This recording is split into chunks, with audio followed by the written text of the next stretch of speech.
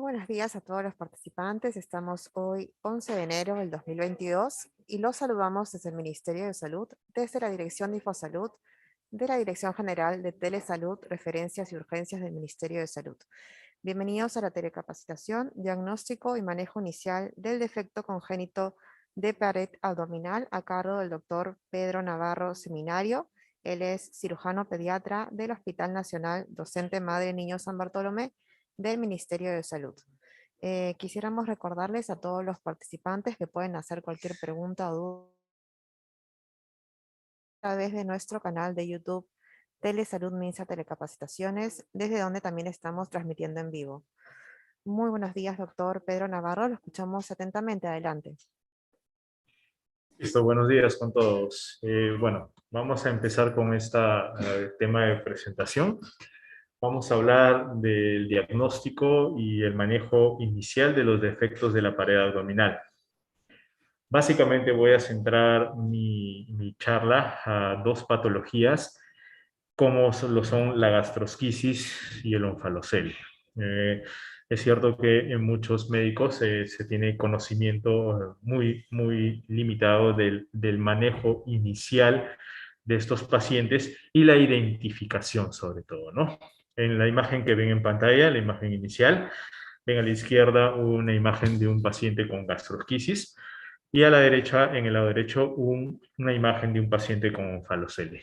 En el transcurso de la presentación vamos a hablar detenidamente o un poco más a fondo de esta patología, de cómo diferenciarlo y de las características esenciales que tiene cada uno de ellos y del modo en el que el paciente debe ser manejado de forma inicial para un correcto traslado, para poder dar solución en un lugar o en un centro de atención terciario.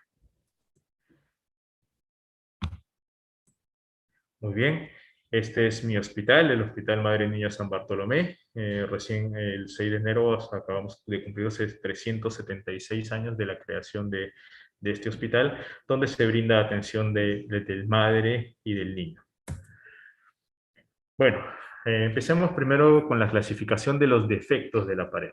Los defectos de la pared se clasifican, tienen esta clasificación que es básicamente por la ubicación, que no es de mucha ayuda, que no es de mucha relevancia, pero que nos ayuda a clasificarlos según un lugar. Los periumbilicales son básicamente la gastrosquisis y el onfalocele clásico, clásicamente, bueno, hablando de onfalocele, veremos más adelante que hay tres tipos de onfalocele. El periumbilical es un onfalocele clásico. Hay de la línea media inferior, como lo son las estrofias de vejiga, las estrofias de cloaca, que también son defectos de pared, pero que no vamos a revisar a profundidad en esta oportunidad. Y de la línea media superior, que es básicamente una patología o una asociación de patologías, que lo vamos a revisar posteriormente, como es la pentalogía de Campré. Vamos a hacer diferencia ahora entre onfalocele y gastrosquisis. Diferencias esenciales, podemos ver en la imagen. El onfalocele tiene lo clásico, lo que todo mundo reconoce o lo que se dice desde el pregrado.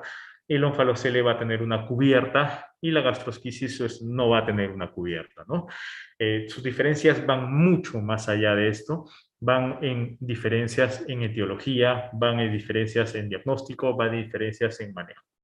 Muy bien, vamos a hablar de estas diferencias. Por ejemplo, en esta imagen podemos ver, este es un onfalocele grande, es un onfalocele gigante, en el cual pues se puede ver que las vísceras herniadas son el intestino, ¿no? Y podemos ver en la parte de arriba el hígado. Esa es una diferencia. El hígado generalmente se hernia en las onfaloceles, en los gastrosquisis es muy raro que el hígado salga. Es lo que más se observa es el estómago, si puede herniarse. En la imagen del lado derecho podemos voy a ver si puedo seleccionar el puntero.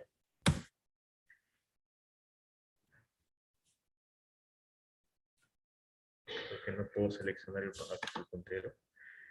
Seleccionar pantalla, opciones, puntero. Esto de acá, esto que estoy señalando, es la imagen del estómago que está herniado. Esto es lo que sí se puede herniar. Básicamente este es el hígado en los onfaloceles. Entonces, esa es otra diferencia, ¿no? Otra diferencia es la cantidad en el intestino, como les digo, la víscera herniada en las gastrofisis generalmente solo es el intestino, puede también ser el estómago.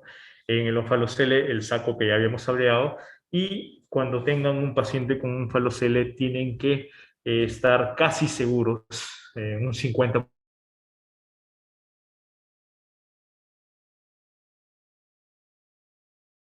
de que tiene otra patología asociada. O sea, es muy frecuente la asociación con otra patología. La localización, vamos a regresar a esta imagen, generalmente las gastrosquisis, las gastrosquisis,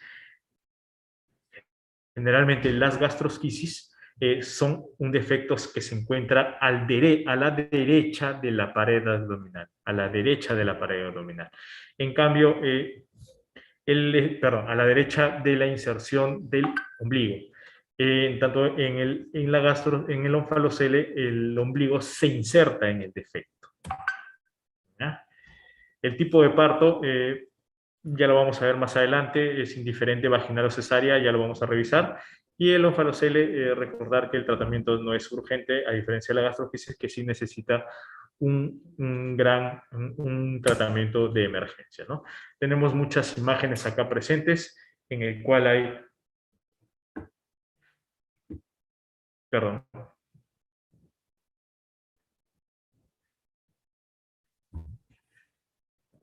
estas imágenes en el cual hay diferentes tipos de gastrosquisis. ¿Qué quiero decir con esta imagen? En esta imagen podemos ver diferentes tipos de gastrosquisis y exactamente eso es lo que vamos a hallar. Por ejemplo, en el lado derecho, donde está señalando el puntero, esta es una gastrosquisis que nosotros le conocemos como gastrosquisis cerrada. ¿Ya? Gastrosquisis cerrada, que es una gastrosquisis de origen temprano en el cual se va a cerrar la pared. Y todos los demás son diferentes tipos de gastrofisis. Entonces, reconocer que puede estar herniado el intestino delgado, el intestino grueso. Y siempre lo que hay que vigilar es el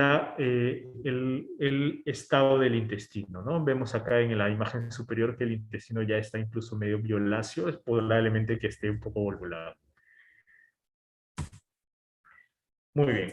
Entonces, esto es básicamente para características distintivas de la gastroquisis, que la ubicación del defecto es laterumbilical, el tamaño generalmente es pequeño, en promedio unos 3-4 centímetros. No hay una cobertura de saco, la inserción del cordón umbilical es normal porque el defecto es lateral derecho a este defecto. Muy bien, el intestino herniado en general es edematoso, acartonado, acortado, cubierto por una lámina de fibrina. Ya vamos a ver por qué es así el intestino. El hígado excepcionalmente está herniado, muy excepcionalmente, y anomalías gastrointestinales generalmente se asocian a una malrotación o a una atresia, pero en general las anomalías solo alcanzan el 10%. Generalmente no es una patología asociada a otros síndromes o anomalías cromosómicas, y un factor de riesgo, un factor que siempre se ve, es la edad materna, muy frecuente en edad materna en mujeres menores de 21 años. La incidencia es en 3 a 4 recién nacidos, 3 a 4 casos por cada 10.000 recién nacidos vivos. El pronóstico va a depender del estado de cada paciente, de la longitud, y el tratamiento, como les dije, es urgente o una emergencia, ¿no? Básicamente la incidencia, como lo repetíamos, una incidencia de 1 en cada 4.000 nacidos vivos. Esta es una incidencia latinoamericana. Mayor incidencia, como les digo, en madres menores de 21 años. Con respecto a la embriología, sabemos que básicamente el plegamiento en dirección cráneo-caudal y medio lateral, que inicia aproximadamente a la 4ª semana de vida, es lo que va a formar la pared abdominal. El plegamiento de los pliegues, que son, como lo sabemos, los pliegues superiores, inferiores y los laterales, son básicamente cuatro pliegues, ¿no? En la 6ª semana lo que va a ocurrir es un crecimiento exagerado del intestino, va a haber una herniación del intestino medio hacia el cordón umbilical y el intestino medio va a regresar aproximadamente a la 10ª semana. Entonces es de reconocer que en esta patología, en algún momento de esta embriogénesis normal es que va a ocurrir el fenómeno que va a ocasionar la gastrosquisis. Teoría, básicamente estas dos teorías. Uno es la falta de formación del mesodermo de la pared abdominal anterior y la otra es la teoría de los pliegues corporales ventrales, que es la teoría actualmente más aceptada. Hay una falta de migración de los pliegues laterales, más frecuentemente la del lado derecho. Entonces va a formarse el pliegue cefálico, el pliegue caudal, y los pliegues laterales del derecho va a haber un problema o una falta en la migración, y eso es lo que va a ocasionar el defecto de la gastrosquisis, ¿no? Entre los agentes etiológicos reconocidos son el tabaco, las exposiciones ambientales, especialmente a nitrosaminas, y los inhibidores de la ciclooxigenasa, y algunos descongestivos como pseudoefedrina o fenil, propanolamina, pero en sí se han hecho estudios en algunos agentes murinos y bueno, se les ha expuesto a estas sustancias y algunos no desarrollan. Entonces, más que un agente etiológico, es un agente ambiental que sumado a otros agentes podría desencadenar esta patología. Básicamente, con respecto a la presentación y el diagnóstico de estos pacientes generalmente, o bueno, por el avance ahora de los controles prenatales, es que se puede descubrir en épocas precoces del embarazo. Como dijimos anteriormente, el intestino regresa a la cavidad abdominal aproximadamente a las 10 semanas, pero a esa edad, entre las 12 o 14 semanas, es un poco complicado que se pueda hacer el diagnóstico de gastrosquisis. Sí se puede hacer, pero en manos muy expertas en las ecografías prenatales. Generalmente este se hace alrededor de las 20 semanas y cómo se hace es por esto. Está el abdomen la cavidad abdominal y se ven las asas intestinales flotando en el líquido abdominal. En las 20 semanas, eso es el diagnóstico de gastrosquisis. Otro valor que se toma es muy frecuente que se encuentre el valor sérico anormal del alfa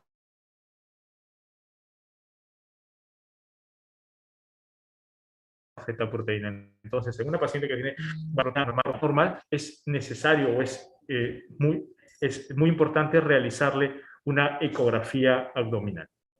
Entonces, acá en la parte inferior vemos un cuadro en el cual hacemos las principales diferencias entre gastrosquisis y onfalocele.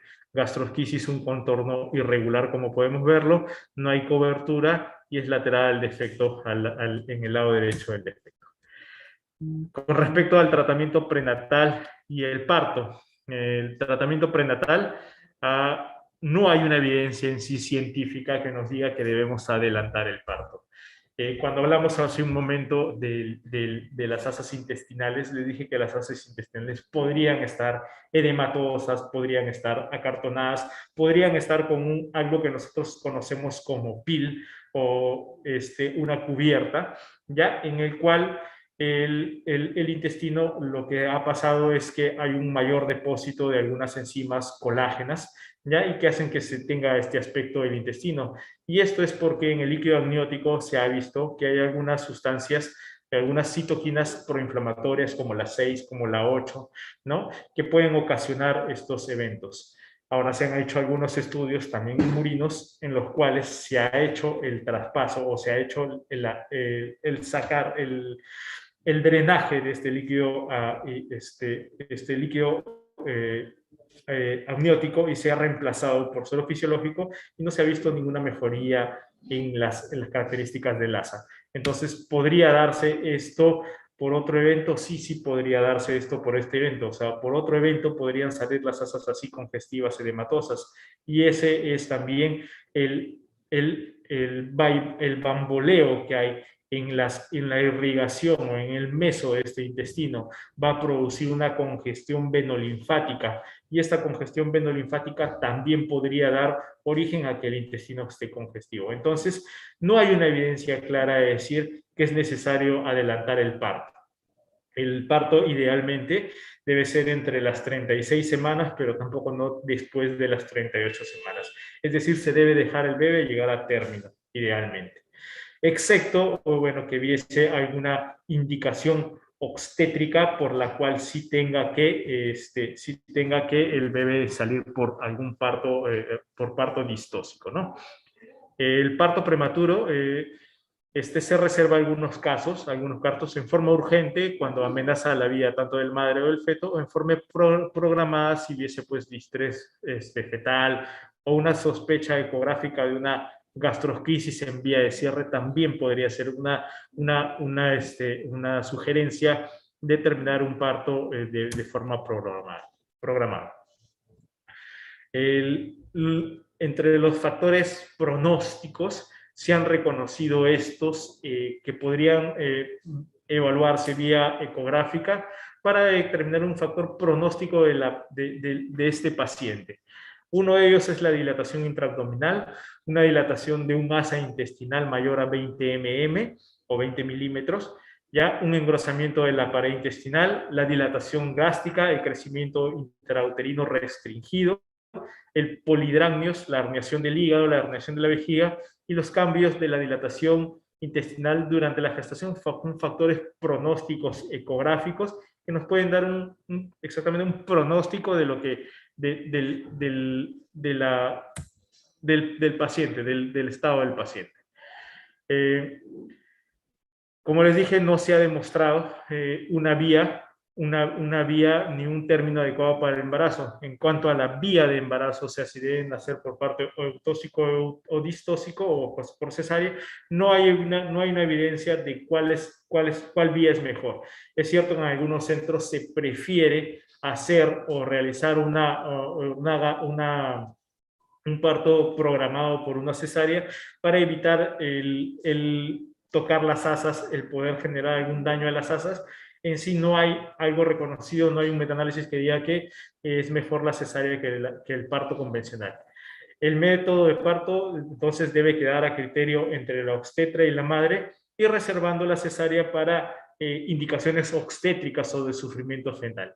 Idealmente, los pacientes tienen que nacer en un centro o en un lugar de atención terciaria, ¿no? Que cuente con el servicio de cirugía pediátrica, donde haya un cirujano que lo pueda evaluar al paciente ni bien haya nacido.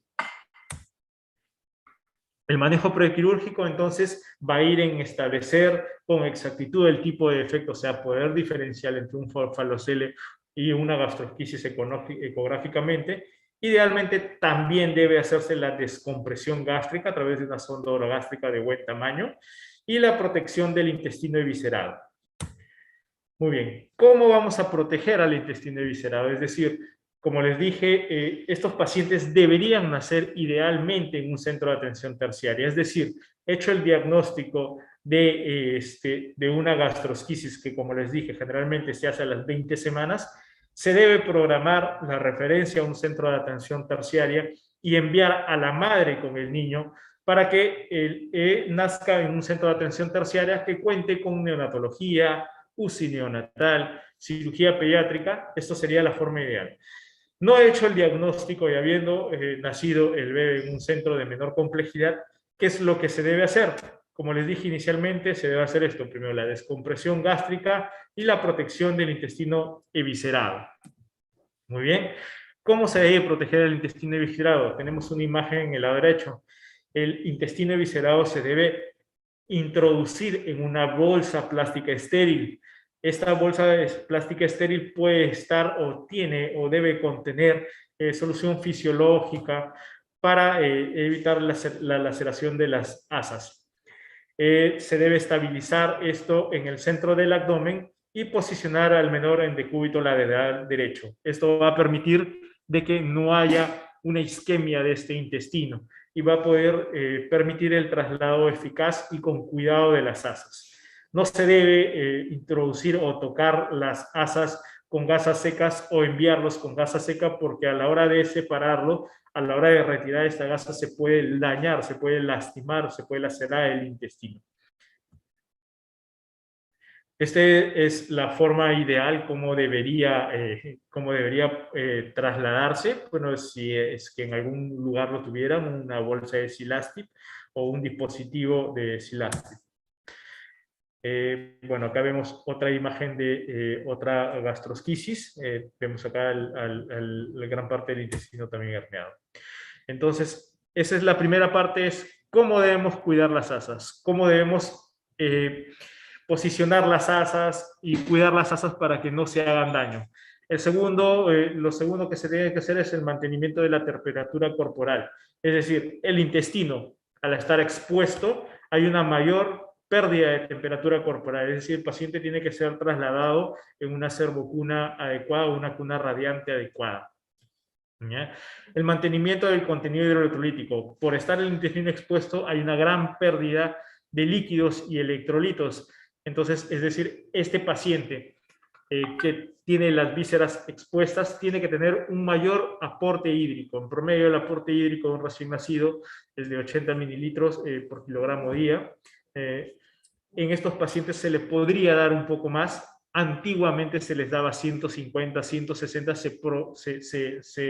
se daba aumento muy drástico de la hidratación. Ahora se ha visto que con 120, 130, cuidando las asas, haciendo el buen manejo de las asas, protegiendo la temperatura corporal, podría ser suficiente. Antibióticos endovenosos, de inicio se deben iniciar antibióticos. ¿Por qué? Porque no solo es una puerta para la pérdida de temperatura y de contenido hidroelectrolítico, sino también es una puerta de entrada para gérmenes. Y de inicio se debería iniciar ampicilina, gentamicina a dosis neonatal, ¿no? Una sonda vesical podría ayudar para qué? Básicamente para cuantificar las pérdidas urinarias que hay y poder llevar un buen balance hídrico. Y se debe iniciar la búsqueda de anomalías asociadas. Como le dije, las anomalías asociadas a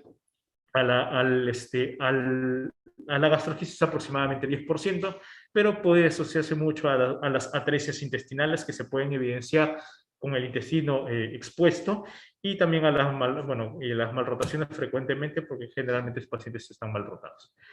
Bueno, esto ya es básicamente para nosotros al tercer nivel de atención. ¿Cuáles son las técnicas de cierre? Hay un cierre, idealmente todos estos pacientes deberían ir a un cierre primario bajo anestesia o bajo relajación. Idealmente el cierre primario bajo la forma que sea. Vemos acá un cierre primario, un paciente que fue programado para un cierre primario bajo anestesia y bajo relajación, que se programó y posteriormente quedó así el paciente, ¿no? Esa es la forma en la que se cierra en forma de un ojal. Y también hay ahora lo que hacemos en defectos pequeños en el cual podemos reducir todos, en el cual terminamos de reducir todos y ponemos un apósito, generalmente un apósito hidrocoloide, puede ser cualquier otro apósito. La intención es que haga que se cierre, o sea, lo que se hace es reducir todas las asas intestinales y colocar encima el cordón y generar un cierre con un apósito o con otro material. Y posteriormente la piel como que se va a unir o se va a epitelizar y este paciente es dado de alta así con una hernia umbilical que generalmente resuelve el 80% a los 2 años. ¿Ya? Entonces esta es la forma en que se hace la reducción de las asas intestinales. Y hay otra técnica que es para defectos grandes, cuando hay mucho más, es el continente, el contenido es mayor que el continente. En estos casos se hace la reducción progresiva, en el cual la bolsa de Silastis, o en nuestro hospital utilizamos un dispositivo de Alexis como bolsa que nos permite hacer la reducción progresiva de las asas hasta obtener, como en la imagen B que vemos que ya está casi al ras de la piel, y lo programamos para hacerle un cierre secundario, le llamamos. Muy bien, estas son las formas en que se hace la reducción de la imagen A a la imagen B, cómo lo metemos y cómo lo vamos reduciendo, ¿no? Posteriormente queda así y así ya lo programamos para una cirugía electiva. Entonces, básicamente el algoritmo, como vimos, tenemos que saber que debe haber un monitoreo ecográfico durante el embarazo para un diagnóstico prenatal de la gastroenteritis, evaluar estas acápites en cada ecografía, la magnitud del efecto, las anomalías intestinales, anomalías extraintestinales, el desarrollo fetal, el asesoramiento de los padres, la planificación, etc. El parto, como les dije, depende básicamente del criterio obstétrico, de la necesidad realmente de hacer una cesárea. idealmente deben hacer en un centro de atención terciaria, y los cuidados en sala de partos, como les dije, mantener la temperatura, la descompresión gástrica, el equilibrio hidroelectrolítico, los antibióticos. Y con respecto al cierre, si es un continente adecuado con un contenido adecuado, pues es un cierre primario y si no un cierre por etapas. Básicamente todo con respecto a gastrosquisis. Ahora vamos a hacer una revisión también rápida del onfalocele. El onfalocele es un defecto también congénito de la pared abdominal a través del cual se puede herniar contenido intraabdominal. Y está cubierto básicamente por tres capas: el peritoneo, la gelatina de Wharton y el amnios. Esta es la imagen de un onfalocele clásico en el cual la inserción del cordón va a ser en la membrana o va a ser central. La diferencia, como les dije, de la gastrosquisis, que la inserción del cordón es adecuada, es en pared abdominal, y el defecto es lateral.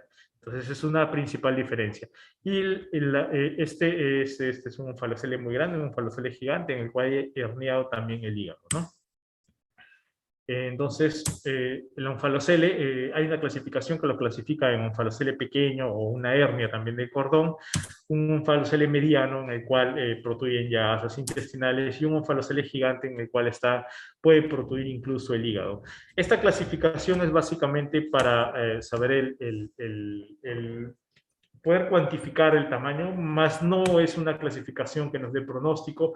No es mejor que sea un onfalocele pequeño que sea un onfalocele grande. Incluso el onfalocele pequeño se asocia mucho más a otras malformaciones que el onfalocele gigante. De las características clínicas, como les dije, centro umbilical, puede ser pequeño, puede ser grande. La cobertura es generalmente total o parcial y, como les dije, está cubierto por tres capas: peritoneo, Wharton y amnios. La inserción siempre o casi siempre sobre el saco, y habitualmente los órganos herniados son el intestino delgado, el estómago, el intestino grueso, la vejiga, los genitales, el hígado, el vaso, etc., ¿no? El hígado y el vaso son órganos que especialmente se hernian solo en este tipo de efectos, no tanto así en la gastrosquisis. El hígado es frecuente. Anomalías gastrointestinales, sí puede haber malrotación, Metke, las otras atresias, pero son un poco bajas. Las anomalías, lo que sí es, estos pacientes están muy asociados a anomalías cromosómicas. Frecuentemente se asocian a anomalías de trisomía 13, trisomía 18, trisomía 21, ¿ya? Y pueden asociarse a otras enfermedades como lo son el Petit-Whitman, ¿no? Que tiene una triada también. La edad materna, no hay una relación entre edad materna como sí lo hay en la gastrosquisis, que es a menor edad, mayor probabilidad de gastrosquisis.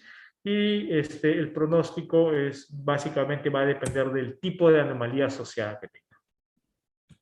La incidencia es esta: 1100 entre las 14 y 18 semanas. Esta incidencia es tomada de América Latina, de América en general. ¿Por qué hay más en 14 a 18 semanas? Porque hay países que sí tienen tienen aprobación de término anticipado del embarazo por X motivo, y bueno, generalmente detectan a estos pacientes y terminan terminando la gestación. En nuestro país casi es esto: es uno de cada 4.000 a 6.000 nacidos vivos. Las teorías, hay básicamente dos teorías: el fracaso de cierre o migración de la pared corporal y la falta de regresión de las vísceras a la cavidad abdominal.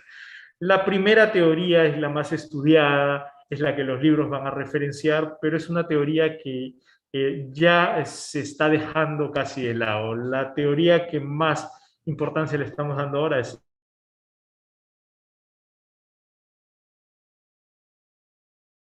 la falta de regreso de las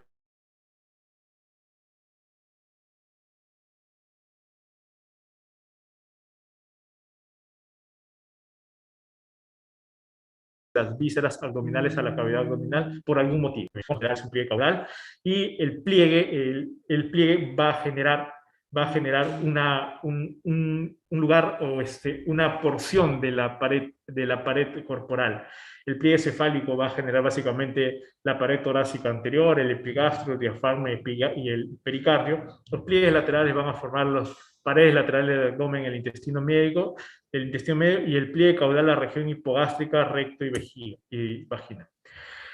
El onfalocele superior es el que se da por un fracaso en el retroceso del pliegue cefálico y puede asociarse a una hendidura external, a una hernia diafragmática anterior, a la ausencia de parte del pericardio, a la ectopia cordis, a la malformación cardíaca, y esto es lo que se conoce como pentalogía de Cantrell. Y el onfalocele inferior puede el pliegue caudal inferior no llegar a cerrarse adecuadamente y se puede dar una malformación del intestino posterior, sea extrofia de cloaca, sea extrofia de vejiga o otro tipo de malformación anorrectal. Entonces, básicamente, esto es para que conozcan, esto es un poco de la patología, este es un paciente con pentalogía de Cantrell, en el cual pues va a haber ectopia cordis, ¿no? El corazón va a estar más abajo, un problema en el diafragma, ¿no? Va a haber una hernia también. Este paciente le tenemos una extrofia de vejiga y una extrofia de cloaca por este lado. Muy bien. Anomalías asociadas, como le dije, es más de la mitad de las anomalías, más de la mitad de los pacientes con onfalocele va a tener una anomalía asociada. Anomalías cromosómicas casi en el 49% de los casos. Y en los pacientes que no tienen anomalías cromosómicas, es decir, el 50% de los pacientes que no tienen anomalías cromosómicas, el del 50%, del 50% que queda sin anomalía cromosómica, el 80% va a tener otra anomalía asociada. A la cabeza, las malformaciones cardíacas.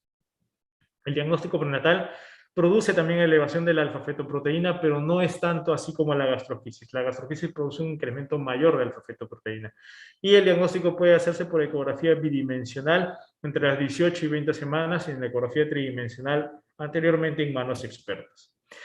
El manejo prenatal, el momento adecuado del alumbramiento, va a depender, va a ser, no va a ser influyente el tiempo de gestación, es decir, las fosas intestinales están cubiertas por una cubierta, por una membrana, entonces no va a ser muy importante el momento del término del embarazo. Generalmente se debe hacer cuando el paciente está a término o lo más cercano al término posible. Entre los tipos de alumbramiento, no hay algo que nos diga o una variante que nos diga que se debe hacer parto vaginal o parto por cesárea, excepto en los onfaloceles gigantes, ¿no? En que por algún factor obstétrico, es decir, algún factor obstétrico, pueda generar alguna laceración del onfalocele gigante. En este caso sí se recomendaría hacer un parto por cesárea, pero solo en los onfaloceles gigantes, ¿no?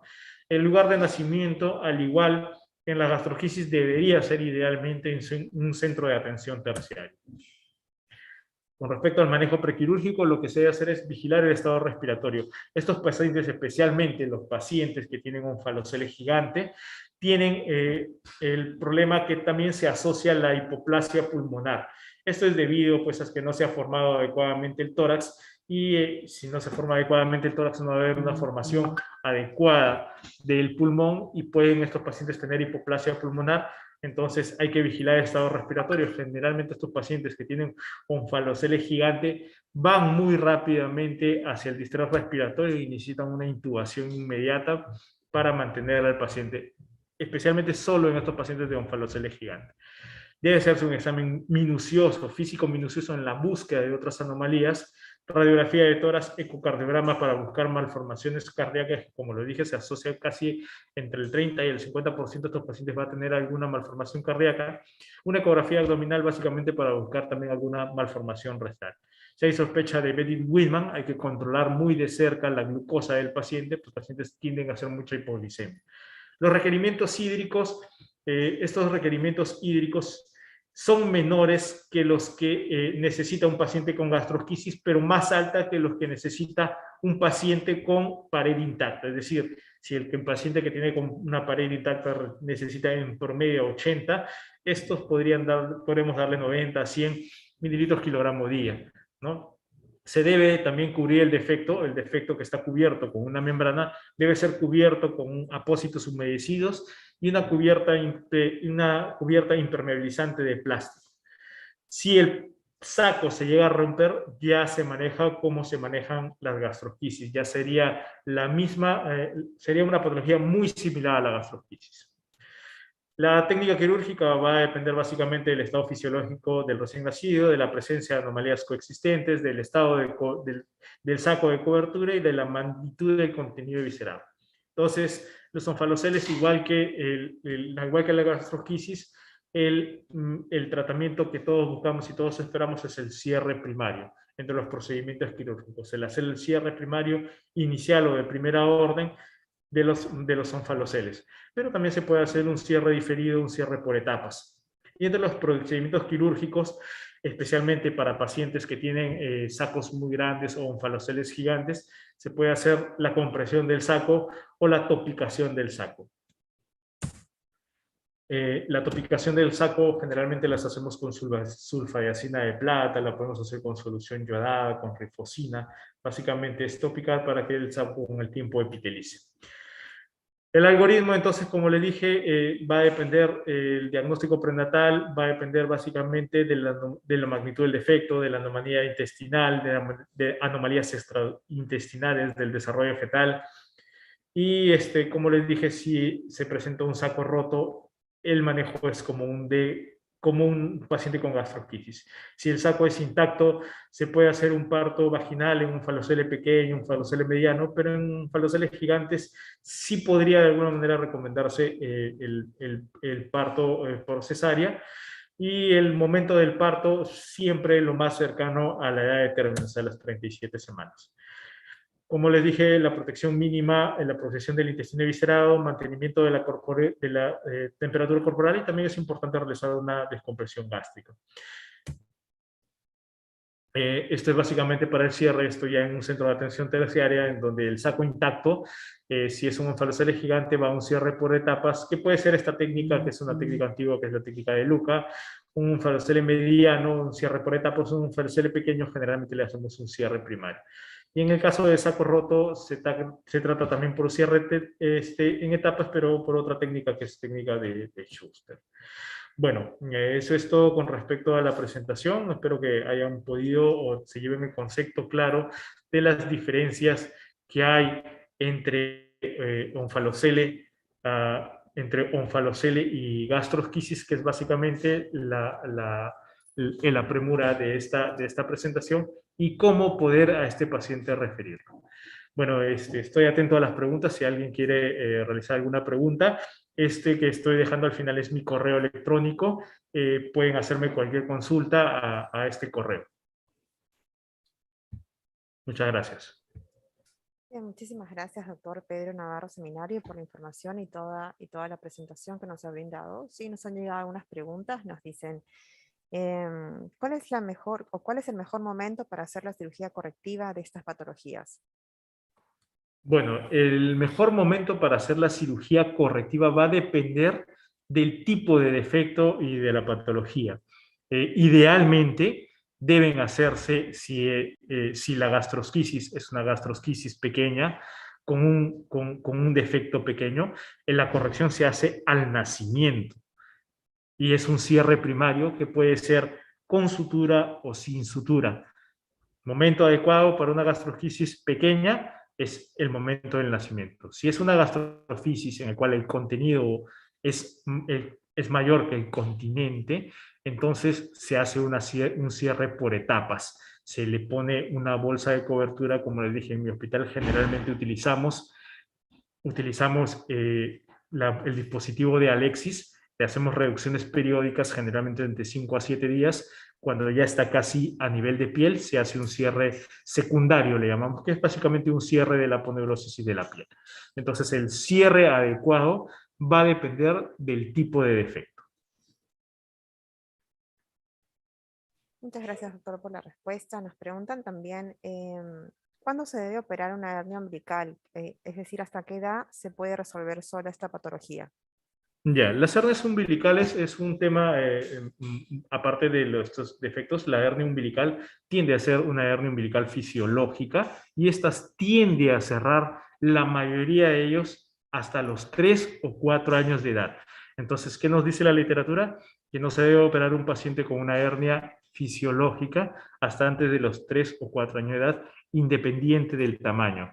El riesgo que pudiese haber de salida de contenido, o que salga por ahí una asa intestinal y que éste se encarcere, es muy baja, es casi el 1% o el 2%. O sea, es muy raro que una hernia umbilical cause una encarceración de una víscera.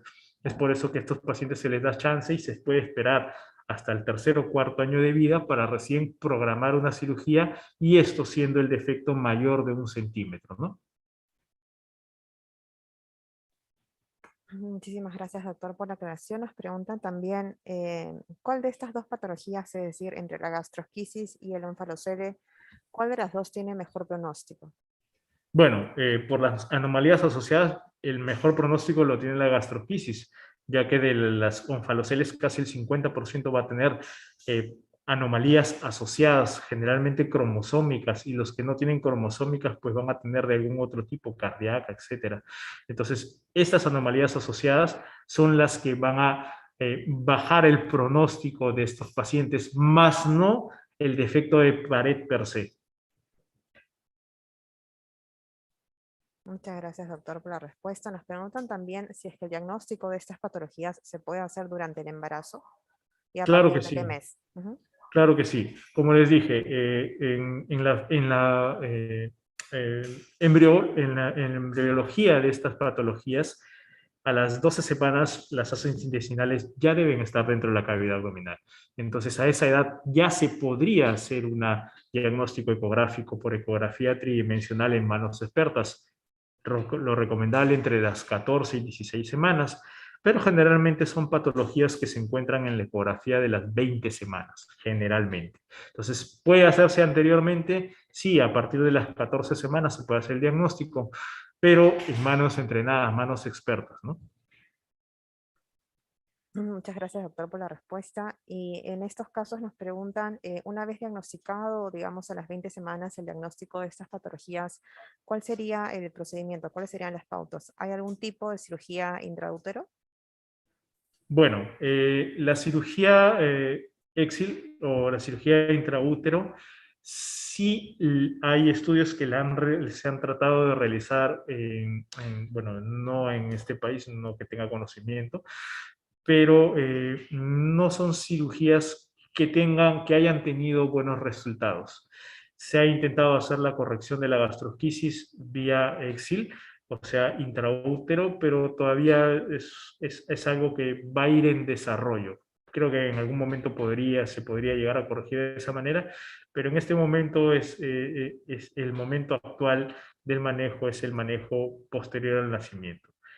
¿Qué es lo que se debe hacer? Ni bien encontrado la gastrosquisis, va a depender del sitio donde usted se encuentre, ¿no? Si en el sitio donde usted se encuentra hay UCI neonatal, hay neonatólogo las 24 horas, hay cirujano pediatra las 24 horas, pues pueden hacer en el lugar donde usted ha diagnosticado al paciente, ¿no? Y donde hay un ginecólogo también que tenga experiencia o haya visto este tipo de casos. No siendo así, tiene que ser este paciente referido a un centro de atención terciaria. Bien, muchísimas gracias, doctor Pedro Navarro, por haber respondido a todas estas preguntas. ¿Tendría alguna recomendación final para todos los que nos están viendo? Bueno, la recomendación final es para el primer y segundo nivel de atención es que refieran a este paciente en la mejor de las condiciones que se puede referir a este paciente, en la mejor de las incubadoras que lo pueden referir, que es en la madre. Entonces tienen que enviar a la madre para que dé a luz en un ambiente terciario, donde ya tenemos conocimiento de este paciente y donde se le va a esperar con el mejor de los cuidados. Bien, muchísimas gracias nuevamente, doctor Pedro Navarro Seminario, cirujano pediatra del Hospital Nacional, docente Madre y Niño San Bartolomé del Ministerio de Salud. Ha sido un gusto tenerlo el día de hoy con nosotros. Muchísimas gracias. Listo, muchísimas gracias a todos. Y recordarles a todos nuestros participantes que esta telecapacitación también está disponible en nuestro canal de YouTube, Telesalud Minsa Telecapacitaciones, para que ustedes puedan volver a ver esta capacitación y también compartirla. Muchísimas gracias a todos por su atención y hasta una siguiente ocasión. Listo.